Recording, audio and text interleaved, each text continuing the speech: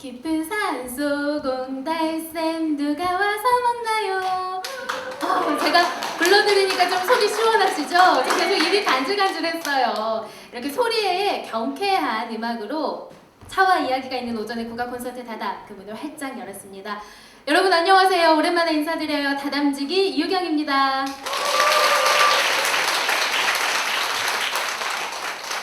저는 자리를 비운 3개월 동안 한 아이의 엄마가 돼서 돌아왔습니다. 마지막 다담 때 배가 훅 나와 있었는데 쏙 들어갔죠? 지난주에 100일 잔치를 치르고 왔어요.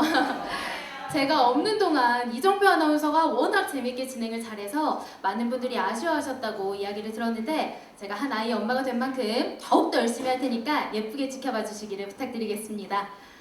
자, 그럼 오늘의 이야기 손님을 소개할까 합니다. 2019년은 기해년 황금 돼지띠의 해였습니다. 2018년은 무술년 황금 개띠의 해였죠.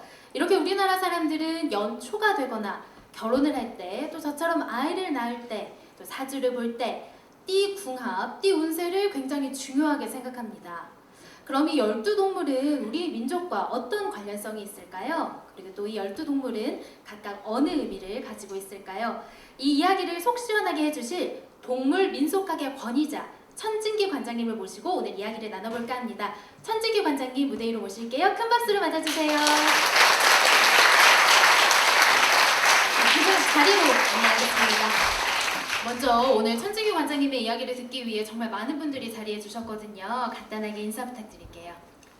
네, 그 요즘 더위가 몸둘 바도 모르겠고 몸둘 곳도 없더라고요.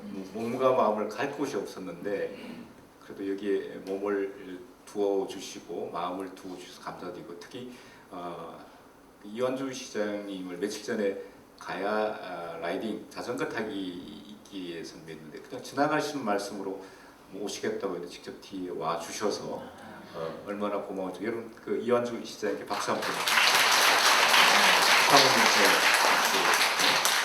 하여튼 몸둘 바도 모르겠고 몸둘 것도 모르는 이 더위에 한번 1시간 동안이라도 여러분들 좀 편안하게 쉬어가기를 바랍니다. 감사합니다. 네.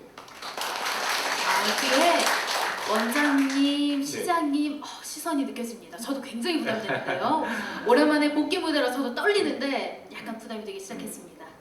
저 뒤에 그 전라북도 도립국악원 유상록 실장님도 와 계시고 오늘 정말 각지의 유명 인사님들이 다 오셨어요. 앞서서 제가 천진기 관장님을 동물 민속학의 권위자라고 소개를 했거든요. 동물 민속학 언뜻 듣기에 뭔지 알 것 같으면서도 자세하게 모르겠어요. 설명을 좀 해주신다면요. 제가 남원을 찾아온 이유는 춘향이를 만나러 온 것도 아니고 그때 추어탕을 먹으러 온 것도 아니고 남원 강한루 옆에 가면 오래된 호랑이 한 마리가 있습니다. 지금 이제 눈, 코, 입만 있고 형체는 알 수가 없고요. 그냥 큰 곰처럼 앉아 있습니다. 이제 호랑이인 걸 알 수 있는 것은 꼬리가 위에까지 올라가 있고요. 그다음에 수지면 고정리에 가면 그것도 호랑이 한 마리가 있습니다. 호랑이를 만나러 왔었습니다. 그러니까 제가 이제 그 민속학을 하면서 동물 민속학 것은 그러니까 인간과 동물 사이에 관계를 좀 이야기하려고 하는데 우리 PPT 보면서 이야기할까요? 그 동물 민속학이라고 했을 때 이런 겁니다. 여러분들은 그 새 가운데 대한민국 역사 문화 속에 어떤 새가 가장 멋진 새라고 생각합니까? 봉황, 그다음에 확, 그다음에 원앙 뭐 이런 걸 생각할 텐데요. 저는 개인적으로 한국의 2000년 이상의 역사 문화 속에 날고 있는 새는 오리라고 생각합니다. 그래서 저희가 또 센스 있게 여기 오리를 준비를 했는데요. 네, 오리가 있는데요. 네. 그러니까 여기 보면 이제 여기 보면 농경문 청동기 이건 지금부터 2200년 전에 대전 개정동에서 나온 건데요. 거기 보면 그 나무가지 위에 오리 두 마리가 앉아 있습니다. 그다음 그 밑에 보면 이제 4, 5세기 가야 지역에 나오는 이른바 오리형 토기입니다. 그다음에 그 옆에 보면 지금도 장승과 소떼, 이거 소떼이면 오리떼라고 이야기합니다. 그리고 저는 2000년 이상 한국 역사 문화 속에 저 오리라는 놈이 날고 있는데 아마 여러분들은 오리하면 오리 로스구이 정도. 오늘 점심도 오리 뭐 가실 수도 있는데 네. 굉장히 그 능력 있는 놈입니다. 무슨 말이냐면 하늘을 날고요, 땅을 뒤뚱뒤뚱 걸어다니고요. 네. 그다음에 물에서 바람 부는 물속을 마음대로 유영을 합니다. 네. 근데 지금 그러니까 우리가 뭐 전쟁 많이 하고 있는데요. 하늘을 날고 땅을 달리고 물속을 유영할 수 있는 그 과학적 무기가 없습니다. 그러니까 두 개의 영역을 왔다 갔다 할 수 있지만 이 세 개의 영역을 동시에 왔다 갔다 하는 무기 체계는 아직 발달되어 있지 않습니다. 근데 저놈은 하늘과 땅과 물을 동시에 세 개의 영역을 동시에 돌아다닙니다. 근데 우리 이 한국인은요, 자기를 현재를 둘러싸고 있는 현재 위치에서 이른바 세계관, 내가 이 세상에 오기 전에 아니면 저 하늘의 세계는 천상의 세계이고 신들의 세계, 그다음에 이제 내가 살고 있는 현생은 땅 위의 세상이고 현생의 세계고, 그다음 우리가 죽고 난 뒤에는 저승강을 건너서 저승 가듯이 지하의 세계, 저승강, 저 멀리 저승이 있는 3단의 구조를 갖고 있습니다. 하늘과 땅과 지와, 하늘과 땅과 바다 저 멀리, 이 영역이 있는데 이제 살아있는 이 현생의 인류가 신들에게 무슨 뜻을 전하고자 할 때, 죽은 조상들한테 어떤 그 메시지를 전달할 때 심부름꾼이 필요했습니다. 근데 그 심부름꾼이 가만 보니까 하늘에 닿을 수 있고, 그다음에 강 건너 저 멀리 간 조상들하고 이야기를 나눌 수 있는 심부름꾼을 찾아봤더니만 저놈만큼 그 능력 있는 놈을 찾지 못했습니다. 굉장히 상징적인. 그럼요. 네, 그러니까 저기 청동무기는 하늘에 제사 지내는 그 용기입니다. 거기에 오리를 새를 세워서 인간의 뜻을 하늘에 전하게 했고, 그다음에 무덤 속에 넣은 오리형 토기는 무덤 속에 집어넣어서 죽은 조상들한테 살아있는 우리들이 뭔가를 전하자고 할 때 저 오리를 이용했던 거고요. 그리고 지금도 소때, 오리 때는 이 오리는요, 그 텃새에도 있지만은 대부분 철새입니다. 그러니까 세계 영역을 마음대로 왔다 갔다 하고 어디론가 다녀왔다, 한 계절을. 이런 속성 때문에 하늘과 땅과 인간, 그 하늘과 인간과 죽은 저승을 이어준다고 생각하는 것입니다. 이런 의미에서 그 이야기할 수 있고요. 잠시만요. 제가 동물 민속학이란이라는 질문을 드렸는데 그 다음 질문까지 답변을 다 해주신 것 같아요. 이제 같은 존재지만 다른 의미를 갖는 것이 있다고요? 네. 라는 질문에 대한 답을 해주시려는 거죠? 제가 오늘 착착 중간에 잘 끼어들어야겠습니다. 여러분 그 아침에 거미를 보면 어떻게 하시나요? 그다음에 해지고 난 뒤에 거미를 보면 어떻게 하시나요? 다 잡아요? 요즘은 다 잡는데 우리 예전에는 아침거미, 복거미, 저녁거미, 근신거미라고 해서 아침에는 거미를 복으로 여기고 아침에 만나면 그 거미를 살려보냅니다. 그 해지고 난 뒤에 거미는 저녁거미, 근신거미라고 해서 보는 족족 죽여버립니다. 이처럼 그 한 거미에 대해서도 시간에 따라서 복과 흉이 동시에 있다는 거. 그러니까 그 옆에 보면 사슴이 있는데요. 사슴. 네. 그러니까 사슴이 지금 저기 살짝 보이는 게 사슴이죠? 사슴. 네. 저거는 뭐냐면 신라톡인데요. 왕이 죽었을 때 지하의 세계로 왕의 영혼을 인도할 때 저 사슴이 인도를 합니다. 그처럼 이렇게 굉장히 중요한 역할을 했는데 오늘날은 여러분들은 아마 현대시의 노천명 모가지가 그려서 슬픈 짐승이었기 때문에 굉장히 고고하고 이상향을 그리는 존재로 나타나는데 실제로 민간에서는 노루고기, 사슴고기 먹지 않습니다. 특히 사업하시는 분들은. 그다음에 그 노루고기 꿈에 노루가 난 사람이 꿈속에 난 사람 문 열면 상자 문 열면서 재수 없다고 소금 뿌려버릴 정도로 굉장히 재수 없는 존재입니다. 이처럼 같은 존재도 아침 저녁이 다르듯이 시대에 따라서 동물을 바라보는 관점들이 아주 성스러웠다가 이렇게 그 재수 없는 동물까지 왔다 갔다 하고 있는 게 이제 동물 민속이죠. 바로 이런 것들이 이제 어떤 의미를 가지는지를 찾아보는 게 동물 민속이다. 같이가 오늘 반가운 손님이 온다? 네. 옵니까? 네. 안 옵니까? 네. 까치라는 놈은 굉장히 영리합니다. 여러분 보셨나요? 까치 호랑이 되고 까치집에 함부로 모든가 동행이 막 집단 공격부터 합니다. 그런데 까치라는 놈은 가장 그 마을에서 가장 높은 기도 길이 한번 돌려주시겠어요? 뒤로 죄송합니다. 까치래요. 까치란 놈은요. 그 굉장히 영리하다는 게 뭐냐면 동네에서 입구에 가장 높은 나무에 튼튼한 나무에 까치집을 짓습니다. 그러니까 아무리 태풍이 불어도 까치집이 나무는 크지 않습니다. 그리고 까치는 자기 영역의 어떤 존재를 다 거의 인식하고 있습니다. 그런데 자기 영역에 새로운 존재가 나타나면 개가 짖듯이 까치는 옵니다. 그래서 반가운 손님. 네, 까치가 오면 반가운 손님이 옵니다. 그러니까 우리가 속담이라든지 옛날 이야기가 하루아침에 만들어진 게 아니라 네. 동물에 관련된 여러 가지 생태를 보고 만들어낸 이야기다.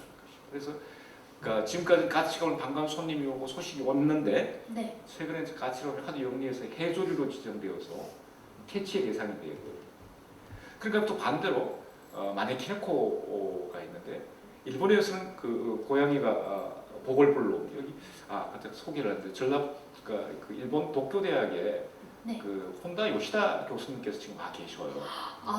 근데 정말 많이 오셨네요. 와 계신 거예요. 근데 우리가 지금 한일 관계가 약간 어려운데요.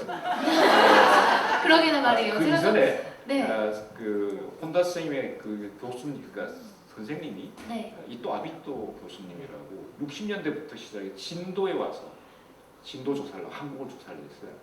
그래서 제자분인 그 혼다 선생님이 와서 또 쭉 조사를 하고 있어요.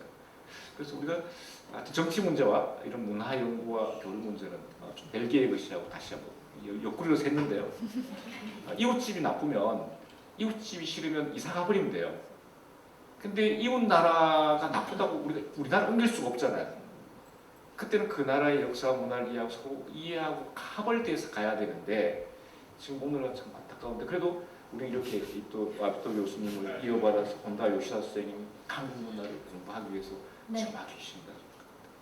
일본 이야기가 나와서 지금 아니 저도 일본 여행 갔을 때 저 고양이를 네. 꼭 일본 여행의 필수 네. 쇼핑템인 것 같아요. 근데 우리나라 전통적으로는 고양이가 용물이거든요. 근데 요새 뭐 고양이 집사 이야기가 나와서 고양이 집사들이 많은데 우리 전통적으로 고양이는 그렇게 별로 좋아하지 않습니다. 왜냐하면 고양이는 일정 기간 동안 매일 어디 갔다 와야 되고요. 그다음에 이제 그 고양이는 뛰어내릴 때 소리가 안 나고요. 고양이는 호랑이 까기 때문에 자기의 그 배설물을 묻어버립니다. 그러니까 굉장히 그래서 우리가 원한 맺힌 주의를 대신해서 변신해서 원한을 갚는 용물로서 우리 민담에서 많이 나타나요. 전설의 고양 이런 데 네, 많이 네, 봤던 것 네. 같아요. 근데 일본에서 내가 요 걸 보여주려고 하는 이유는 이처럼 그 복을 불러오는 동물도 다르다는 게. 그래서 이게 이제 문화의 차이인데 나라에 따라서도 차이가 있다. 여러분, 네. 이제 수수께 하나 낼까요? 네. 옛날 옛적 깐날 까치 호랑이 담배 피우던 시절에 토끼가 담배불 붙여주고 그 언제입니까? 언제라고 생각해요? 아주 옛날? 까마득한 옛날? 옛날이죠. 네.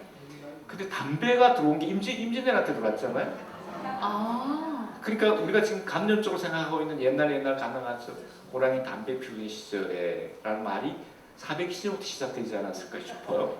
대신에 이제 저 그림은 뭐냐면 원래는 이제 중국 민화에 보면 1월달의 동물이 호랑이입니다. 음력 1월에 호랑이가 치키미가 호랑이고 2월달이 토끼죠. 12조 자충미 진사오미 했을 때.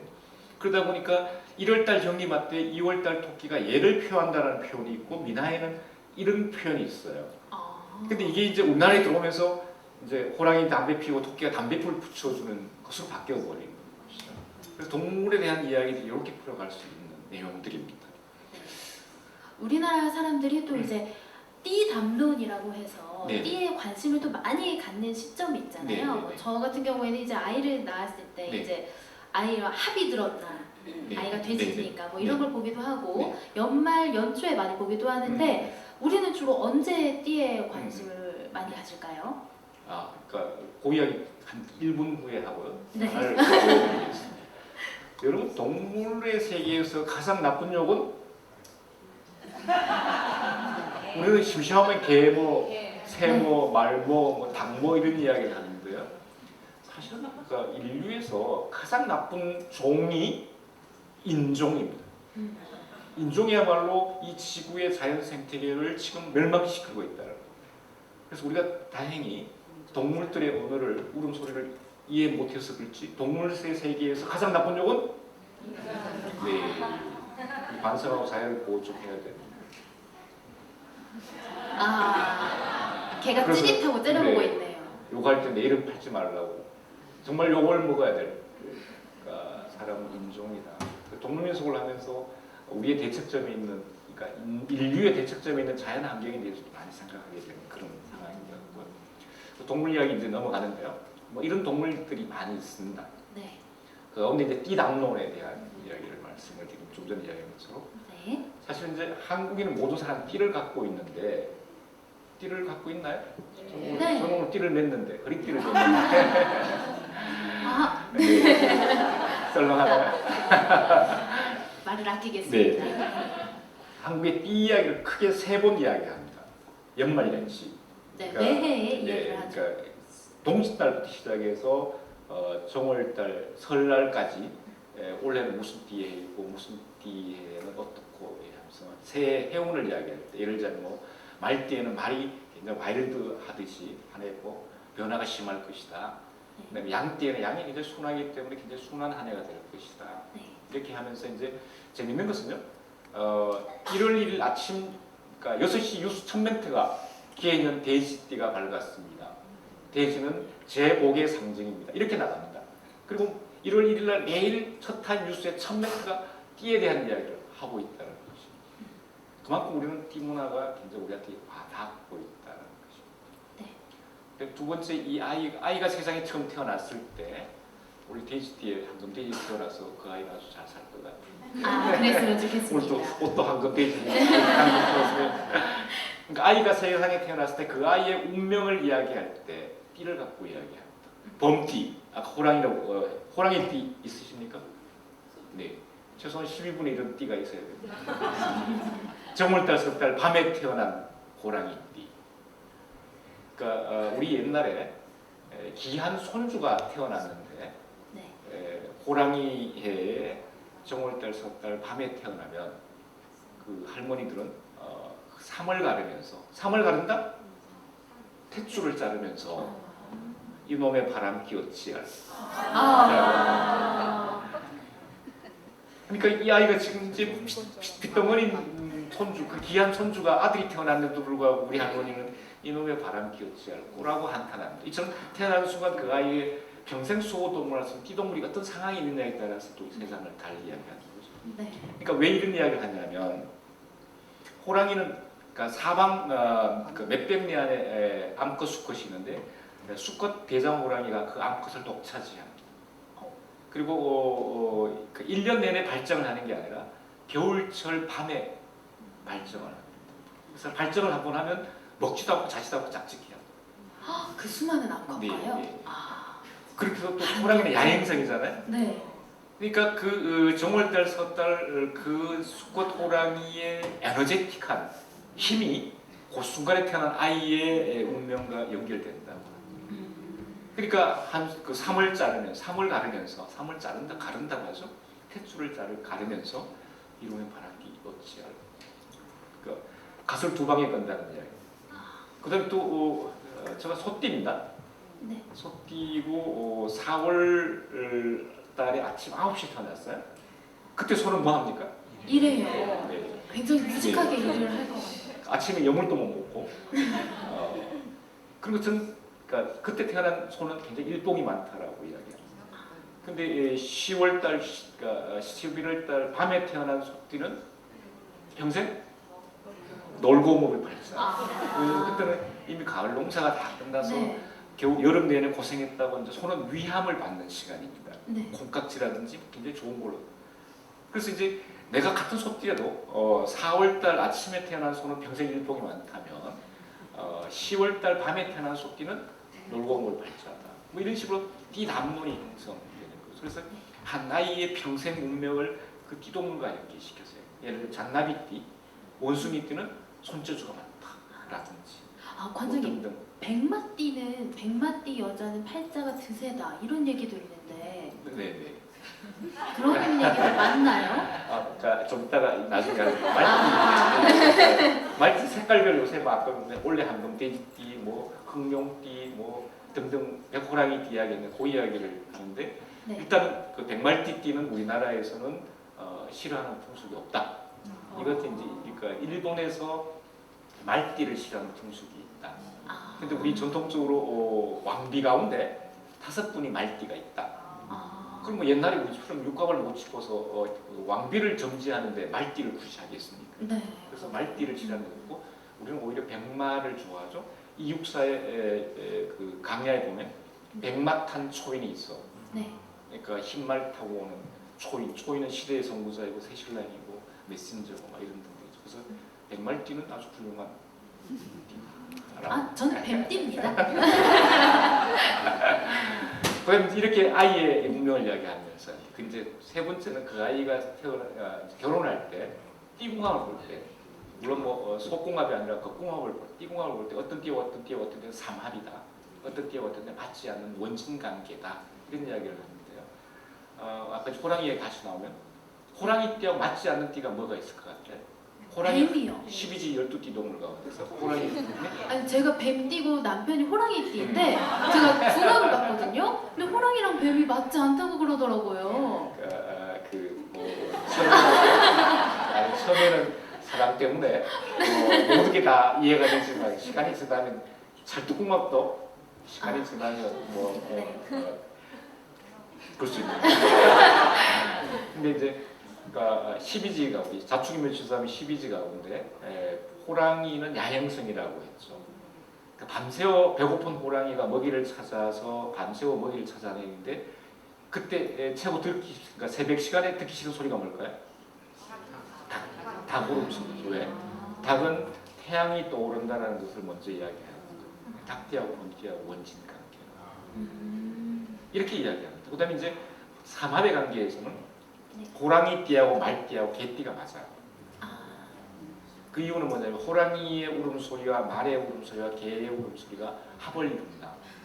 그러니까 우리가 이제 전통적 궁합을 이야기할 때 동물의 생태를 갖고 이야기하는 경우도 있는데 맞는 것도 있고 틀린 것도 있습니다. 그래서 우리가 지금도 뭐 궁합 맞춰가면서 결혼할 경우는 드물겠지만 이런 이야기가 있다. 그래서 한국의 띠 이야기는 이렇게 연말연시에 한 해 해운을 이야기하면서 동물 이야기를 하고 아이가 이 세상에 태어났을 때 평생 수호동물이라고 할 수 있는 띠동물을 갖고 이야기를 하고 그다음 그 아이가 커서 궁합을 볼 때 그 서로 어떤 띠와 어떤 띠를 맞느냐를 동물학적으로 연계시켜서 이야기하는 경우가 있다.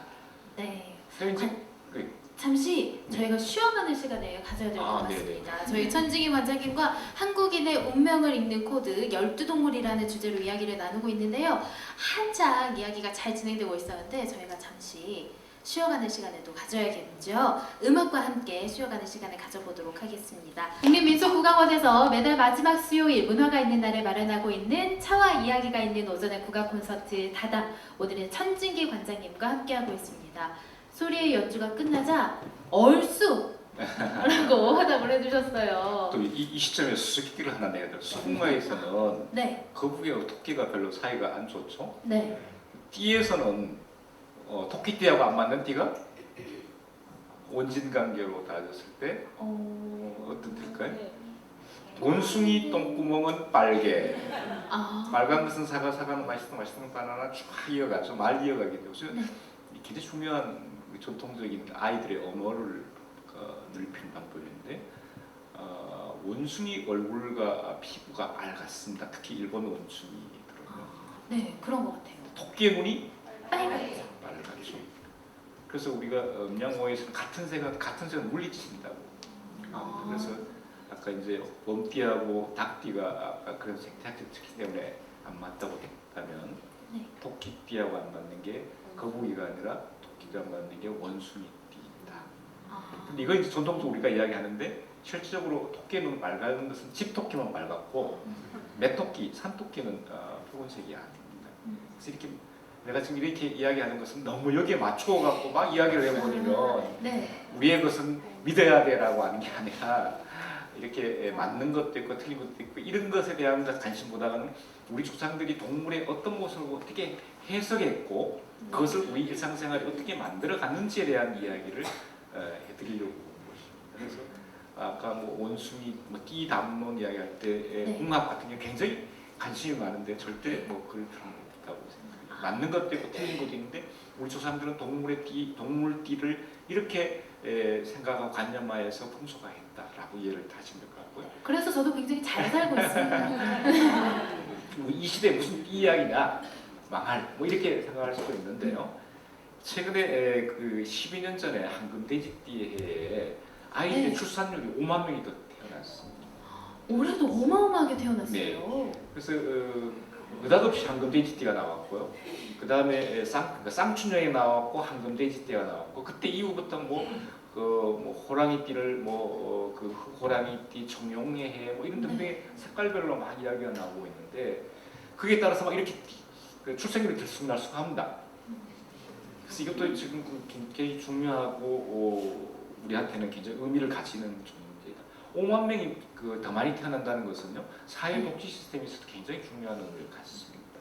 그래서 원래 그런 이야기, 백호띠에 뭐 굉장히 또 많이 하는데, 근데 문제는 원래 우리 새롭게 아이를 출산했는데 이 황금돼지 때 태어났는 데가 좀 솔직한 이야기를 좀 해야 될 것 같아요. 너무 많이 태어나면 네. 좋은 해에는 너무 많이 태어나서 그 아이는 경쟁률이 586 얘기처럼 경쟁률로 고생하지 않을까. 그래서 이제 그 가운데 이제 색깔별로 하는 것은 네. 갑을병정무의 경신인계는 10간이고요. 사축이면 진사오미 신율술의 12지입니다. 근데 12지가 결정을 내는 게 아니라 60갑자를 했을 때 10간이 결정을 내립니다. 여기서 갑을은 나무목에 해당되고요. 풀청에 해당됩니다. 그 다음에 밑에 그 병정은 붉은색에 해당되고 무기는 노란색에 해당되고 경신은 흰색에 해당되고 임계는 그러니까 검은색에 해당됩니다. 어려워지기 오늘 우리 시작했어요. 기해생이잖아요. 네. 그러니까 돼지띠의 기가 어디에 있습니까? 중간에 흑토에 있죠. 네. 그러니까 그 색깔별로 한다면은 그러니까 노란색이 되고 이왕 노란색이라고 하기보다는 황금색이라고 하는 게 더 낫기 때문에 기해는 올해만큼은 네. 그 황금 돼지띠에 해도 무방하다라고 되는 것입니다. 그다음에 이제 우리가 아까 이제 질문에 백말띠는 언제냐? 백말띠도 이제 경호생, 정호생 뭐 많이 있는데 그러니까 특히 이 경호생을 갖고 이야기합니다. 경호생은 색은 서쪽인데 흰색이죠. 그러니까 모든 띠동물에는 60갑자에 12지니까 12년마다 한 번씩 도니까 5번 뜹니다. 그러니까 12년 전에 돼지띠 해는 붉은 돼지띠 해고 그 다음에 올해는 노란 돼지띠이고 12년 후에는 어떻게 됩니까? 아마 그때는 그 신해년이 되기 때문에 그때는 흰 돼지띠가 되고요. 그 다음에 그 이후에는 그 검은 돼지띠가 되고 그 다음에 청색 돼지띠가 이렇게 오방색으로 계속 12년마다 순행을 합니다. 근데 이게 아까 말씀드린 것처럼 큰 의미는 없습니다. 우리가 띠동물 이야기하면서 색깔별로 이야기하면 최근의 이야기다라고 무시하셔도 됩니다. 아까 제가 찾아보지 못했고요. 네. 그 이야기를 계속 하면 근데 관장님 저희가 이 12동물을 어떻게 정했는지가 저는 궁금해요. 왜냐면 아까 오리도 있고 사슴도 있고 사실 우리 주변에 동물들이 12동물들만 있는 건 아니잖아요. 근데 그 중에 왜 하필 이 12동물을 골랐을까요? 이 표를 보면 12지 띠동물의 음양, 오행, 뭐 오방색, 뭐 방리, 시간 모든 게 다 집약되어 있는데요. 뭐 여러 가지인데 민속학적으로 이제 재미있는 이야기를 중심으로 하면 12띠동물이 있는데 그 가운데 상상의 동물이 용도 있고 징그러운 뱀도 있고 뭐 이런 등등이 있는데 왜 이렇게 구성되느냐는 인간 사례, 중국 사례에 보면 하늘의 천왕이 이 정월 초는 날 세배하러 오너라. 그러면 배설을 주겠다라고 이야기합니다. 근데 육지 동물들이 열심히 일을 했으니까 갈 준비를 했는데 이 지간동 아무리 생각해도 자기가 날개도 없고 키도 조그마하고 빨리 갈 수 있는 길이 없어서 딱 보니까 역시 우직하게 충직하게 소가 열심히 막 준비를 하는 겁니다. 그래서 섣달 금날 밤에 마구간에 숨어듭니다. 그리고 첫 새벽 울 때 마구간이 열리고 소가 제일 먼저 출발을 하는데 그 찰나에 지가 꼬리에 매달려서 천상의 천상에 도착합니다. 천상의 문에 열리자마자 재빠른 지가 먼저 뛰어내려서 세배를 하고 1등을 했다. 그래서 이제 12제 천머리가 되었다. 그의 도착한 순서대로 만들어졌다. 이런 설이 하나가 있고요. 자, 두 번째는 그 발가락, 우리의 발가락, 손가락 발가락 숫자가 다 똑같아. 모든 동물들은 발가락 숫자가 똑같습니다. 근데 이 지란동은 앞발가락은 5개고 뒷발가락은 4개라고 합니다. 그래서 한 몸에 음량을 동시에 갖고 있다. 근데 제가 그건 확인을 못했습니다. 징그러워 뒤잡아서 앞발가락 뒷발가락 그래서 음량을 동시에 갖고 있는 동물에서 제일 앞에 가 있다. 그거는 짝콜 순서대로 동물의 발가락 수를 갖고 칠했다 설이 있고요. 그다음에 이제 민간 동원설이 가장 설득이 있는데 이제 아까 이제 12지는 기본적으로 방위와 시간을 표시합니다. 그러니까 자시라고 했을 때는 밤 11시에서 새벽 1시를 자시라고 합니다. 하루의 첫 시작을 이야기하고, 그다음 자향이라고 했을 때는 정북쪽을 이야기합니다. 근데 북쪽의 색은 검은색입니다. 근데 이 시간에 가장 활발한 동물을 찾아봤더니만 쥐라는 겁니다. 그러니까 밤말은 쥐가 듣고 낮말은 새가 듣는다. 그래서 제일 첫머리에 북쪽을 지키는 신, 밤 11시와 새벽 1시를 지키는 신으로 배치를 했다고 합니다. 그 다음에 이제 그 소를 배치를 했다. 1시에서 3시 축시. 그러니까 낮에 여물을 벗고 밤에 한잠 자고 있는 소가 저 시간에 대세김질을 하고 있다. 그 다음 시간이 3시에서 새벽 3시, 5시인데 인시, 호랑이의 시간입니다.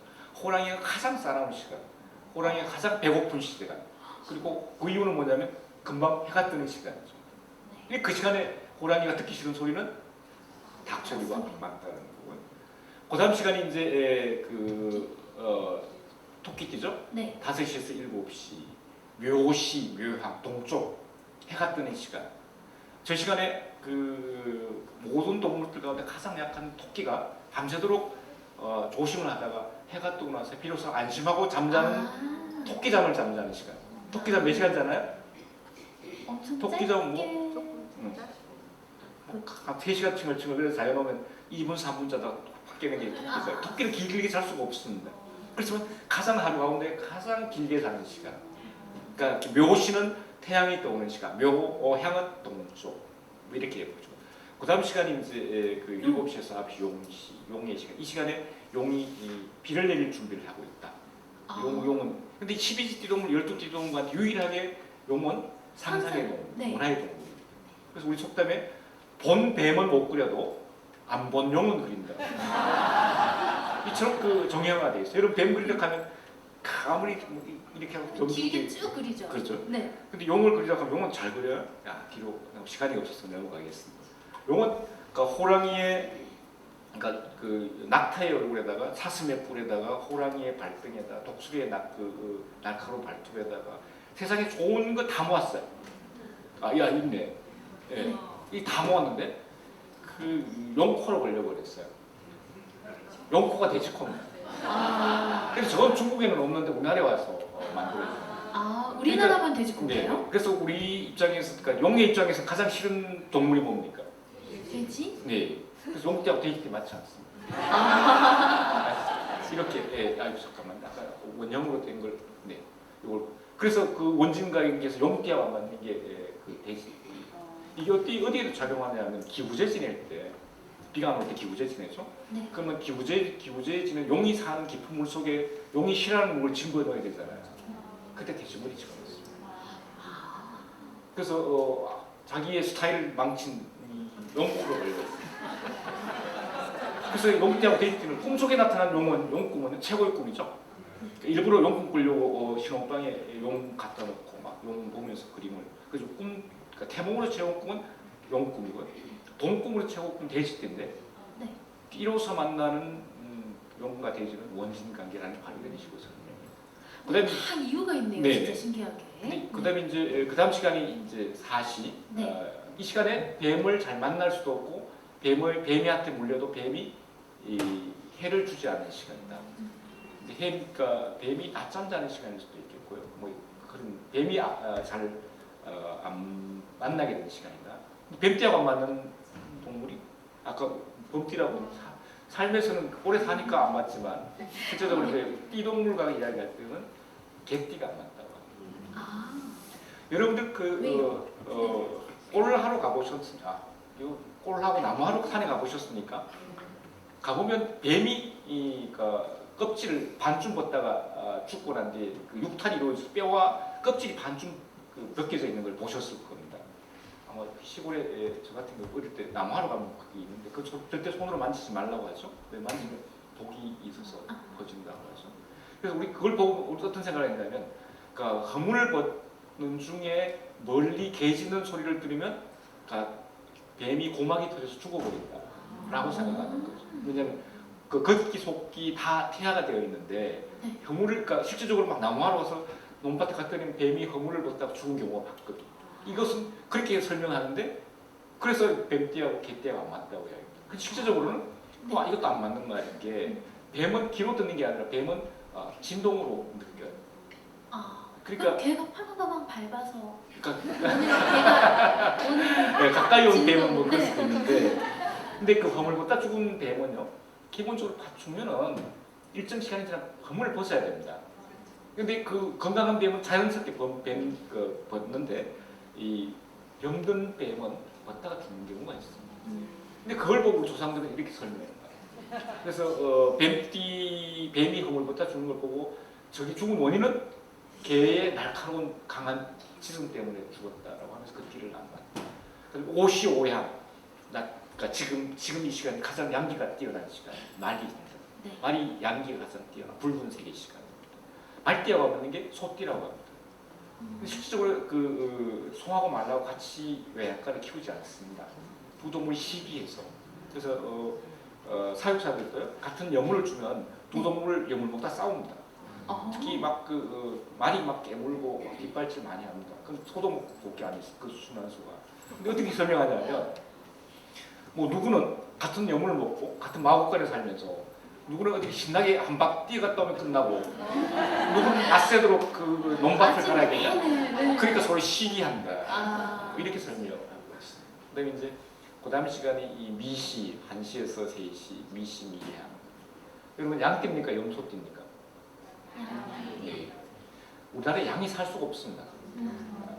그러니까 그 토질적으로 양이 살 수가 없어요. 옛날에 제주도에도 막장 만들고 뭐 만드는데 양은 지금 관광용으로 아마 대관령 양떼 먹다는 분이지 우리가 털을 취한다거나 고기를 취하기 위해서 양을 키울 수가 없어 희한하답니다. 대신에 우리나라는 염소, 뿔 달리고 수염 달린 그 염소가 우리나라의 토종 산양 계통이 살 수가 있지 실제는 양은 살 수가 없는데 이 시간에 양이 아무리 풀을 뜯어먹어도 풀이 그러니까 금방금방 자라서 새를 주지 않는 시간이다. 양은 정말 순하다고 해요. 그래서 양띠에 며느리가 딸을 낳아도 아무리 못된 시어머니라도 흉을 보지 않는다. 양띠는 아주 순한 존재라고 이야기해요. 그래서 여성띠로서는 양띠가 최고. 그래서 대여성띠로서 싫어하는 띠가 아까 이제 말띠 이야기를 했는데 범띠, 용띠, 말띠는 뭔가 크죠. 와일드하죠. 그러니까 전통적 여성상은 아까 이야기 태어나는 순간에 그 아이의 성격을 닮는다고 했는데 그 평생 수호동물, 띠동물 성격을 닮는데 유교 사회에서는 여성은 좀 다소곳하고 작아야 되잖아요. 그러니까 이 양띠를 선호하는 거예요. 지금은 이제 이 지금은 현대생활에 남녀 구분이 없잖아요. 다 활동적이 요새 뭐 말띠가 활동적이고 좋잖아요. 뭐 그런 식으로. 그 다음 시간이 이 3시에서 5시 이 원숭이의 시간입니다. 여러분 이 시간에 원숭이가 가장 슬피 울고 가장 많이 운다고 합니다. 한번 가보시기 바랍니다. 그러니까 여러분들 저는 이제 이걸 공부를 하면서 동물원에 가면 막 이런 이야기를 갖고 가서 유심히 봅니다. 가장 슬피고 가장 많이 우는 시간인데 원숭이 아까 원숭이가 안 맞는 걸 뭐라고 했죠? 네, 쉽게 이해하고 계시네. 그다음에 5시에서 7시 그러니까 유시 유향 해가 지는 시간. 그래서 술꾼들은 그렇게 하죠. 술꾼들은 유시부터 닭이 물을 먹듯이 이 술을 닭 먹고 칸을 먹고 그래서 유시, 유양, 해가 지는 시간. 그래서 우리 옛날 어머니들은 시계가 없던 시절에는 닭이 해때에 올라가는 시간. 그래서 서쪽의 시간, 해가 지는 시간, 닭의 시간이라고 합니다. 그다음에 이제 고이후가 7시에서 9시 개의 시간입니다. 술을 먹고 네. 그 시간은 뭐냐면 하루 종일 먹고 놀던 개가 네. 비로소 해가 지고 집을 지키고 도덕을 지키고 집으로 들어오는 귀신을 좀 그러니까 지키는 시간입니다.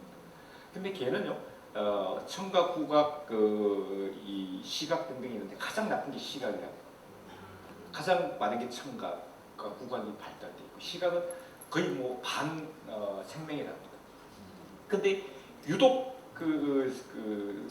감각이 뛰어날 때가 시각이 언제냐면 해질 무렵과 해 뜰 무렵에 으스름한 불빛에 움직이는 존재에 대해서 굉장히 예민하다.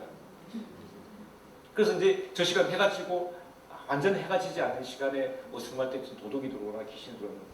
그래서 우리 그 민남에도 보면, 그러니까 민요에도 보면 달빛에 구름이 지나가도 짖는 게야, 가랑잎이 지나가도 짖는 게야. 오늘 밤 우리님이 오시는데 제발 짖지 말라는 그런 민요가 있듯이, 그러니까 굉장히 예민한 시간이다. 그래서 개가 비로소 하루 종일 먹고 놀던 개가 비로소 집을 지키는 시간이다. 여러분 개 그림 한번 보시면 하늘의 달과 오동나무와 개가 하늘 보고 개 보고 짓는 그림이 많이 있습니다.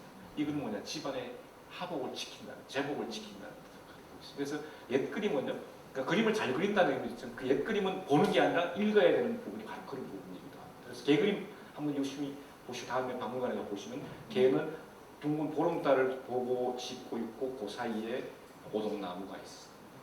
네, 그렇게 이해하시면 돼요. 이제 가장 집중해야 될 네. 올해의 띠입니다. 네, 올해 돼지띠인데 9시 11시 이 시간에 그 저녁을 마음껏 먹은 돼지가 가장 깊은 잠에 빠져 있는 시간이라고 이야기합니다. 이렇게 이제 구성이 됐다고 합니다. 네. 이제 민담이고 이야기 거리니까 실질적으로 이제 그 자축이면 진사오미 신유술래가 동물과 결합되는 것은 중국 한대이고 뭐 등등 이게 또 역사적으로 좀 많이 흘러가는데 그래서 뭐 다른 방식으로 또 공부를 해야 되니까 근데 민속학적으로 이야기해서 이런 식으로 설명할 수 있다. 원래 이제 돼지띠, 네. 돼지 뭐니 해도 돼지는 꿈에 나타나는 최고의 꿈입니다. 오늘 돼지 꿈 꿨으면 아마 여기 안 오시고 어디 갔다? 복권사로 갔죠. 이건 지구상의 우리 민족뿐만입니다. 네. 그 돼지 그림은 돈 벌게 하는 돈 용코로 걸렸다 아까 말씀을 드렸고요. 네. 돼지는 굉장히 저돌적입니다. 앞만 보고 달립니다. 돼지에 관한 오해가 있습니다. 돼지 맵다는 소리 한다. 시끄러운 걸 갖고 얘기하죠. 돼지 우리처럼 더럽다. 돼지처럼 먹는다. 근데 첫 번째는 자기의 목숨을 끊으려고 달려드는데 고함치지 않는 사람이 누가 있습니까? 어떤 존재가 생물학 존재가 고함치지 않습니까? 인간이 해를 가하려고 하니까 끝까지 반항해야 되지 않겠습니까? 돼지머리를 가장 많이 따는 것 같아요. 그런 거 보면. 그래서 피를 빼야 되니까 뭐 여러 가지 또 있는 게 있는데 그래서 돼지 먹다는 소리는 돼지만 하는 게 아니라 죽음을 앞둔 모든 생물학 존재는 다 한다. 그다음에 돼지 우리처럼 더럽다. 돼지는 깨끗한 존재입니다. 돼지는 하여튼 뒤에 다시 한번 보겠습니다. 네. 돼지처럼 먹는다. 돼지 많이 먹지 않습니다. 적당히 먹습니다. 원래 황금 돼지띠. 그다음에 고사살이 돼지머리가 빠지면 흑방인데 아까 이제 왜 아까 그 돼지띠가 5번 드는데 12지 12띠도 5번 드는데 원래 왜 황금 돼지띠라고 하는 이야기를 설명하고 있고요. 저돌적인 이야기고 돼지 멍청한 동물이라고 생각하는데 돼지는 개보다가 지능이 더 높습니다. 유명한 중국 프랑스의 그 돼지 후각을 통해서 비싼 버섯 찾아내죠. 네. 그다음에 돼지 다 먹는다? 아닙니다. 자기 적당히 먹는데 인간의 욕심이 가해서 많이 막 미기려고 많이 빨리 키우려고 물론 뭐 식성도 뛰어난데 뭐 그런 것도 있다. 돼지는 더러운 동물이다? 더럽다고 생각하는 것 같아요. 돼지 애완용으로 키운다? 그러니까 우리가 이제 돼지를 좁은 우리처럼 많이 키우다 보니까 잠자는 공간과 배설 공간 구분이 안 되죠. 네, 그래서 오물을 그래서 막 그 뒤집어 우물 덮어 쓰고 있는데 그건 인간이 잘못한 겁니다. 돼지는 저렇게 그 병기도 이용할 수 있는 정도로 아주 똑똑한 동물이고 이거 보니까 똑똑한 하고 깨끗하다는 게 딱 설명이 되네요. 근데 돼지는 또 하나 생태학적으로 그러니까 저기 땀샘이 발달되어 있지 않습니다. 그러니까 먹은 것들은 배설 때 거기에 모든 냄새가 다 있습니다. 그러니까 다른 동물에 비해서 배설물이 굉장히 냄새가 많이 나는 거예요. 그러니까 돼지우리처럼 들었다, 돼지 냄새 이런 등등이 있는데 이거 돼지 생태학적 특징인데 키울 때 나무 키우고 그러니까 넓은 공간에 키우고 그다음에 즉각 배설물 처리해준 돼지 집에서 키울 수 정도 이런 오해를 벗어나야 되겠다. 돼지 뭐 꿀꿀 우리는 돼지 꿀꿀로 알고 있는데 뭐 다 틀립니다.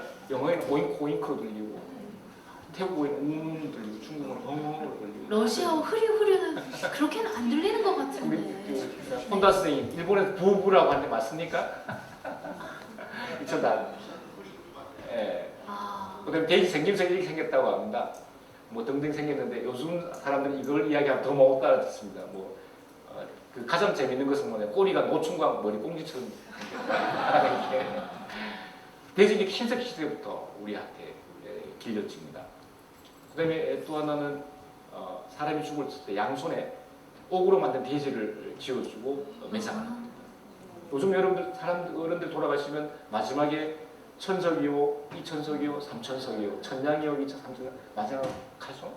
옛날에는 우리 중요한 식량원이었기 때문에 저선 식량원으로 돼지를 손에 지어줬다라고 이해를 하고 있습니다. 넘어가겠습니다. 이렇게 돼지 많습니다. 그러니까 무덤 속에 저렇게 돼지가 왔는데 요즘처럼 뭐 욕구처럼 밖에서 막 200km 가는 게 아니라 옛날에 돼지 멧돼지가 주로 있었다. 멧돼지가 가축화됐다. 그래서 그 신라 왕족들은 멧돼지를 먹었다. 그 이유는 발굴해봤더니만 다리가 부러졌는데 그걸 치료한 흔적이 있습니다. 뭐 등등 이렇게 돼지들이 많이 있어요. 굉장히 가까운 동물이었네요. 네. 돼지가 나라의 수도를 점지해준다. 그러니까 그 삼국사기에 보면은 국내성을 점지해준 돼지구나. 그런가 하면 상선왕이 후손이 없었는데 그 후손을 날 아들을 날 왕비를 점지해주는 것도 돼지로 이야기가 됩니다. 그다음에 또는 뭐 고려사에 지금 송악산 남쪽 기슭 그 만월대를 점지해주는 것 돼지로 기록되어 있습니다. 돼지라는 동물 아주 길지를 점지해주는 존재, 좋은 일을 점지해주는 것으로 옛날부터 이야기가 되고 있습니다. 그래서 이렇게 12지 12띠 동물 그 통일시대 시대부터 이제 무덤의 호석으로 이렇게 등장을 합니다. 돼지의 모습들. 네. 이야기를 듣다 보니 정말 재밌어가지고 네. 쭉 듣고 싶은데 주어진 시간이 참 아쉽습니다. 안타깝습니다. 네. 사실 그 12띠 동물은 그러니까 한 동물당 1시간씩 12시간으로 철야 용명 정진하는 시더래. 돼지 굉장히 훌륭합니다. 그 경주 불국사 극락전지에 가면 돼지 황금돼지가 있습니다. 저거는 뭐냐 돼지가 갖고 있는 돼지가 수궁 하목도 음양공원을 풀었을 때 그 물수에 해당됩니다. 물에 해당됩니다. 그러니까 목재의 건물을 지어놓고 돼지 한 마리 갖다 놓고서 불을 막는 그런 저는 황금돼지로 풀고 있던데 저는 저렇게 얘기하고 있습니다. 돼지가 막 이렇게 조선시대에 오면서 막 이렇게 또 바뀌어집니다. 여러분 이거는 그 아날로그 시대 돼지 고사장이고요. 디지털 시대 돼지 고사장은 모니터 속에 치고 저는 그 전통이라는 것은 문화라는 것은 크게 많이 변하지만 크게 변하지 않습니다. 아까 이야기한 것처럼 그 돼지가 중요한 역할을 했고 고사장의 돼지가 빠진 헛방인 것처럼 디지털 시대도 모니터 속에 넣습니다. 그래서 이제 그 고사 지낼 때 지금 뭘 하냐 제가 지금 카드로 지금 네, 카드를 끊고 있는 중이에요. 그러니까 이제 시산제 지낼 때 네. 전통 고수파들은 돼지 그 머리를 막 삶아 힘들고 가지만요. 혁신파들은 저 돼지 조각을 삶고. 그다음 이게 전시회 오픈 개막식에 돼지 조각을 해서 갖다 놓아서 저기 이처럼 이제 전통이라는 돼지라는 행운과 복과 제 복이기 때문에 우리 시대의 형태는 변하지만 굉장히 중요한 복을 가져다 행운을 가져다 줍니다. 그러니까 돼지 크지 않습니다. 이렇게 개보다 약간 더 큽니다. 이거는요 성주사에 있는데 그 절을 지킵니다. 그러니까 보통 절집에 가면 제일 먼저 사천왕 일주문 지나면 사천왕상이 네. 있고 그다음에 이제 그 대웅전이 있는데 저기는 그 아무도 없고 돼지 쪽 새끼 두 마리가 절을 지킵니다. 아까 똑같은 의미입니다. 이게 불구덩이에 집을 지었습니다. 절집을 지었으니까 불도 많이 나고 우환이 많은 거죠. 그래서 그걸 막기 위해서 물에 해당되는 동물인 돼지를 모시고 이건 이제 포항 송남면에 가면 그 여기 마을에 또 이렇게 해놓은 이것도 마찬가지. 앞산이 그러니까 그 불하산입니다. 불하산. 근데 그걸 또 그 불기운이 막 마을로 들어와서 그 우환이 많으니까 저걸 막아주는 역할. 돼지 이렇게 잘생겼습니다. 행운의 열차. 올해 돼지띠 해니까 올해는 다들 술술 일이 잘 풀리겠어요. 그러니까 지금은 우리가 개업식 하면은 뭐 난을 보내서 축개업이라고 하지만 우리 얼마 전까지만 해도 친구들이 친구일동 축발전 그래서 개업식 하면 저거 보내죠. 돈. 얼마 전까지만 해도 남원 버스 터미널 앞 그 중국집에 아마 걸려져 있었을지도 모르고. 그럼 저거 얼마 정도 할 것 같습니까? 제가 민속박물관에서 제가 있을 때 샀는데 저거 얼마 정도? 비싸게 불러보겠습니다. 저는 네. 1억. 모든 물건들은요 한 20년이 지나면 나름대로 문화적 의미가 있으면 10배 이상을 받을 수가 있어요. 저거 50만 원이에요. 그래서 저는 개인적으로 너무 세게 불렀네요. 네, 개인적으로 이사가는 집 가면 이렇게 살펴봅니다.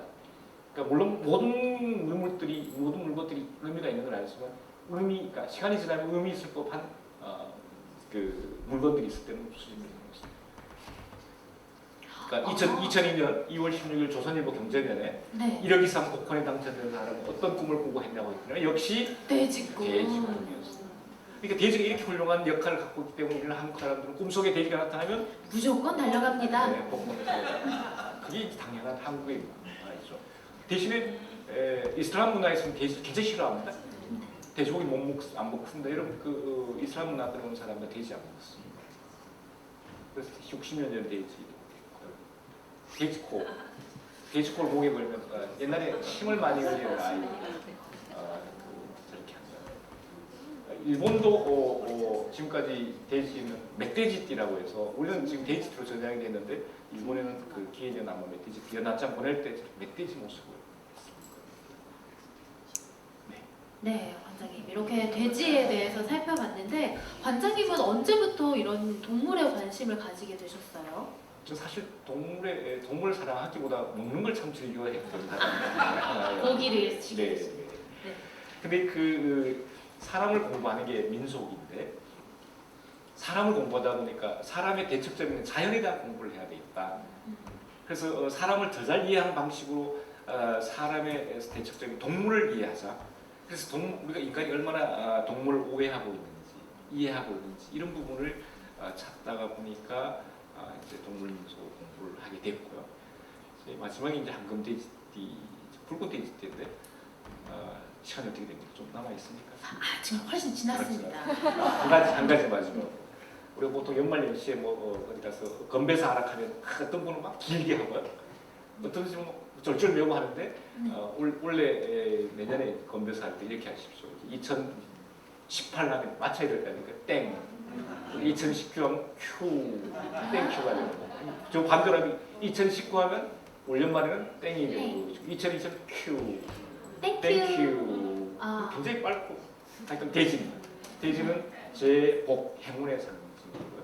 복권 꿈속에 나타난 돼지를 보면 그 복권 사러 가는 것은 대한민국 한국에만 있는 문화입니다.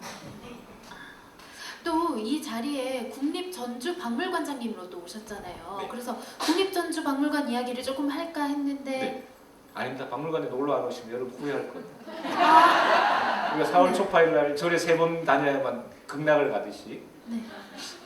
1년에 최소한 3번 이상을 다녀가셔야만 복 받을 겁니다. 우리 그 최 PD님은 매주 오십니다.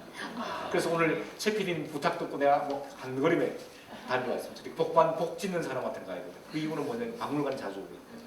박물관 놀러 오십시오. 박물관에 해먹도 생기고 워터파크도 개장했다고 들었어요. 네, 박물관에 요즘 막 한참 물총 싸움 많이 합니다.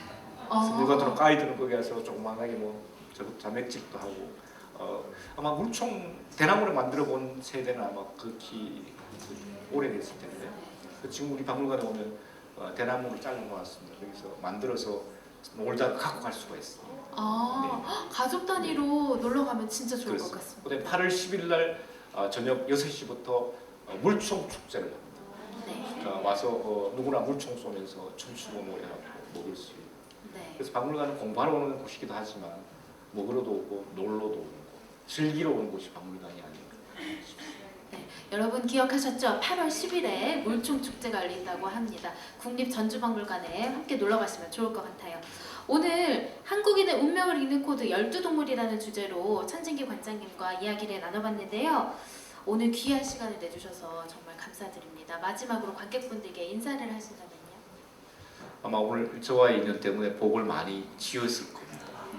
그 복을 많이 지었으니까 이제 나가서 할 수 있는 복을 많이 나누어 드리면 됩니다. 그래서 우리가 복 주지도 않고 복 많이 받으십시오 이야기하는데 이제 복을 많이 지으면서 짓게 하면서 서로 나눌 수 있는 세상이 됐으면 좋겠다는 생각이 듭니다. 그래서 그런 의미에서 오늘 여러분들은 복을 많이 지었습니다. 감사합니다.